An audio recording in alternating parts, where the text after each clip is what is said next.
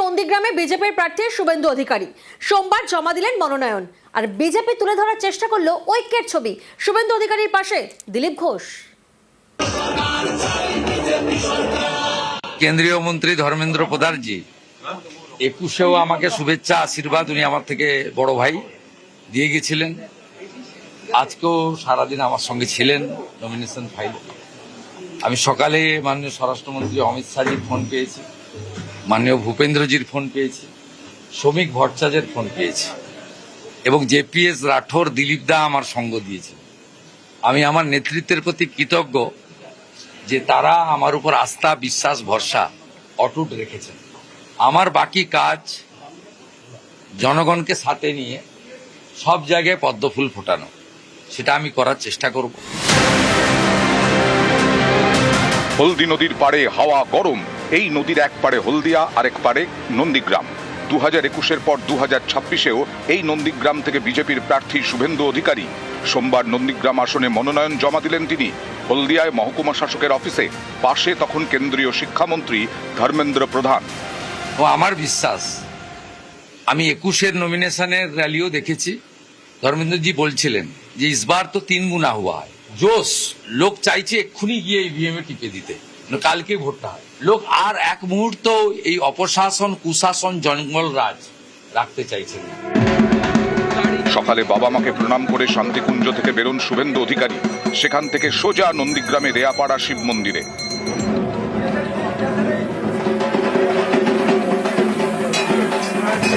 এরপর হলদিয়ার কদমতলায় জনসভা, শেষ করে ট্যাবলোয়ে চড়ে রোড শো। সেখানেই চমক, শুভেন্দু অধিকারীর পাশে দিলীপ ঘোষ।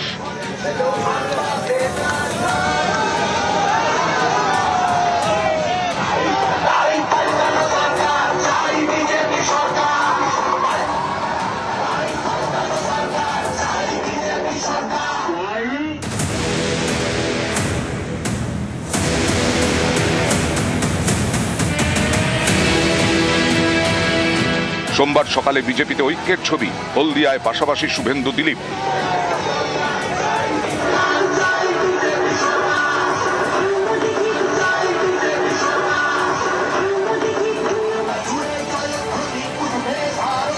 একুশের বিধানসভা ভোটে শুভেন্দু ও দিলীপ কাঁধে কাঁধ মিলিয়ে লড়েছিলেন।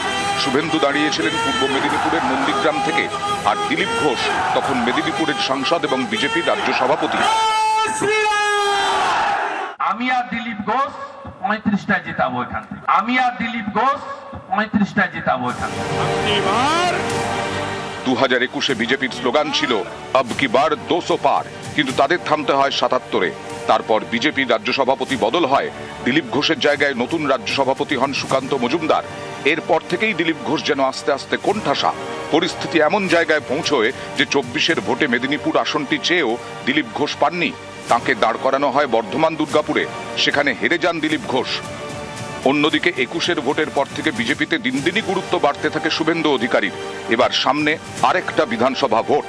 এর আগে গত বছর জুলাইয়ে বিজেপি রাজ্য সভাপতি হন শ্রমিক ভট্টাচার্য। তিনি দায়িত্বে এসেই নতুন পুরনো একজোট হয়ে লড়াইয়ের বার্তা দেন। তারপরেই দেখা গেছে ক্রমেই আবার ফর্মে ফিরছেন দিলীপ। এবার তাকে ফের দাঁড় করানো হয়েছে খড়গপুর সদর থেকে। 2016-এ এই আসন থেকেই তিনি প্রথমবার বিধায়ক হন। 21-এ জেতেন হিরণ, কিন্তু তার জায়গায় দিলীপকেই টিকিট দিয়েছে বিজেপি। সেই দিলীপ ঘোষ এদিন শুভেন্দু অধিকারীর পাশে, পাশাপাশি দিলীপ শুভেন্দু, যা কৌশলে বিজেপির ঐক্যের বার্তা দেওয়ার চেষ্টা বলেই অনেকের মত। শুভেন্দু এবার 2 জায়গায় বিজেপি প্রার্থী, নন্দীগ্রাম এবং ভবানীপুর। সোমবার নন্দীগ্রামের প্রার্থী হিসেবে মনোনয়ন জমা দিলেন। বৃহস্পতিবার দেবেন ভবানীপুরের প্রার্থী হিসেবে। সেদিন শুভেন্দু অধিকারীর সঙ্গে থাকবেন অমিত শাহ। হাজরা থেকে মিছিল করে মনোনয়ন জমা দেওয়ার কথা। পূর্ব মেদিনীপুর থেকে সুজিত ভৌমিক, নিউজ 18 বাংলা।